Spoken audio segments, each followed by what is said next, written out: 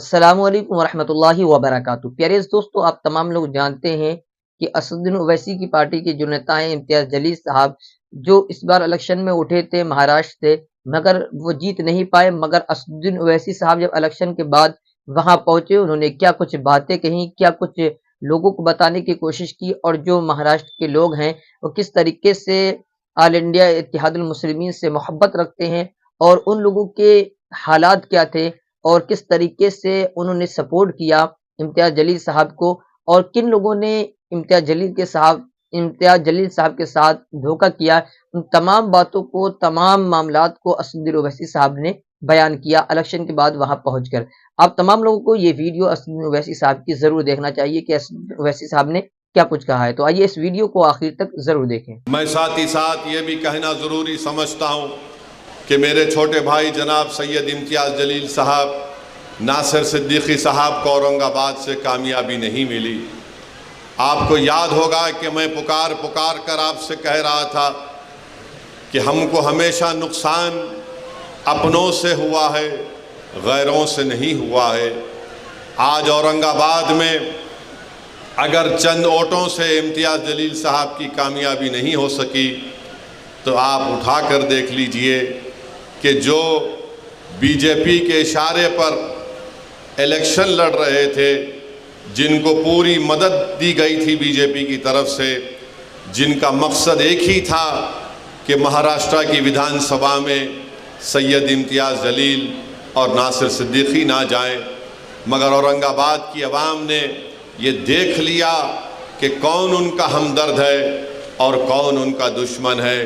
جو چہرے بہت چھپے ہوئے تھے، الیکشن نے ان تمام چہروں کو اورنگ آباد کے عوام کے سامنے بے نقاب کر دیا۔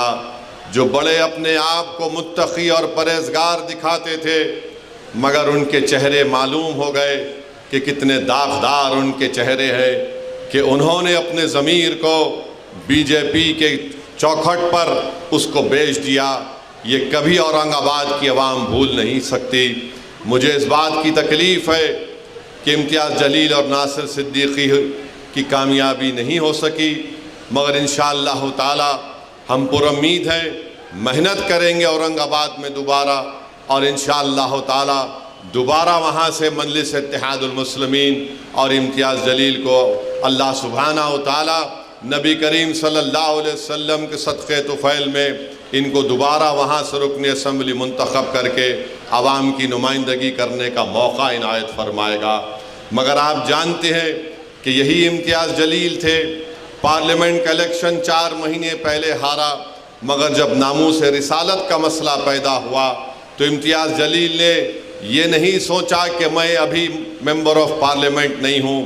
امتیاز جلیل نے بحیثیت مہاراشٹر کے مجلس اتحاد المسلمین کے صدر کے اس چیز کو اٹھایا، اور جو لوگ رسول اللہ صلی اللہ علیہ وسلم کی شان میں گستاخی کرنا چاہتے تھے، امتیاز جلیل نے صدا احتجاج کو بلند کیا، اور پورے مہاراشٹر کی ایک تاریخ میں ایک پرامن احتجاج نکالا گیا۔ میں شکریہ ادا کرنا چاہوں گا ہمارے دھولیا کے فاروق شاہ صاحب کا۔ بہترین الیکشن کیمپین فاروق شاہ صاحب نے کیا، بہترین کام دھولیا کے گلی کوچوں میں جناب فاروق شاہ صاحب نے کیا۔ یہ اللہ کی کیا مرضی تھی، اللہ بہتر جانتا ہے۔ ان کی کامیابی نہیں ہو سکی۔ مجھے یقین ہے کہ فاروق شاہ اپنے گھر میں بیٹھنے والا نہیں ہے، وہ نکل کر دھولیا کی عوام کی خدمت کرتے رہیں گے، اور انشاءاللہ تعالی دوبارہ وہاں سے منتخب ہو کر جائیں گے۔ مجھے افسوس اس بات کا ہے کہ شولہ پور سے فاروق شابدی پچھلے 3 سال سے محنت کر رہے تھے، بہت قربانیاں فاروق شابدی نے دی۔ ان کے گھر میں ان کے بیٹے کی طبیعت خراب ہو گئی، بہت طبیعت اتنی زیادہ خراب ہو گئی تھی، اس کے باوجود بھی فاروق شابدی کبھی بمبئی میں اپنے بیٹے کے علاج کے لیے، تو جیسا طبیعت اچھی ہوتی دوڑ کر شولہ پور کو فاروق شابدی آ جاتے۔ پھر ایک ایسا وقت بھی آیا کہ ان کے والد کی طبیعت اتنی خراب ہو گئی، مگر فاروق شابدی نے اپنی والد کی بھی خدمت کی اور شولہ پور کی عوام کی خدمت کی۔ میرے عزیز دوستوں اور بزرگوں، ہم کو تکلیف اس بات کی ہے کہ گونڈی سے ہمارا کینڈیڈیٹ عتیق जो पहली मरतबा इलेक्शन लड़ रहा था समाजवादी पार्टी के कैंडिडेट के खिलाफ, जो पिछले 5 साल पहले उनको शायद 30-35 हज़ार की मेजॉरिटी थी, एक नौजवान बच्चा अपनी ज़िंदगी का पहला इलेक्शन लड़ा और समाजवादी पार्टी के उनके लीडर को चने चबा दिए और उनकी मेजॉरिटी 10,000 तक लाकर कम कर दी। 10,000 से अतीक की कामयाबी नहीं हो सकी, मगर हमारे लिए खुशाइन बात है, इंशाअल्लाह ताला हम इतने बड़ी तादाद में वोट हासिल की है। इससे एक पैगाम ये मिलता है कि महाराष्ट्र में मुसलमानों ने तय कर लिया है कि मजलिस इत्तेहादुल मुस्लिमीन ही हमारी सियासी आवाज़ बन सकती है। मैं शुक्रिया अदा करता हूँ और इंशाअल्लाह ताला जो महाराष्ट्र के मुसलमान अपनी एक सियासी क़ियादत के लिए बेचैन है और प्यासा है, मजलिस इत्तेहादुल मुस्लिमीन इंशाअल्लाह ताला ज़रूर उनके ख्वाबों को पूरा करेगी। आपकी क़ियादत है और मजबूत होगी इंशाअल्लाह। उम्मीद करता हूँ आपने इस वीडियो को देख लिया होगा। देखा आपने कि असदुद्दीन ओवैसी साहब ने क्या कुछ कहा है। मेरे प्यारे दोस्तों, आप तमाम मामले पर क्या सोचते हैं और आप असदुद्दीन ओवैसी साहब की पार्टी को कहाँ तक सपोर्ट करते हैं, हमें कमेंट बॉक्स में ज़रूर बताएं।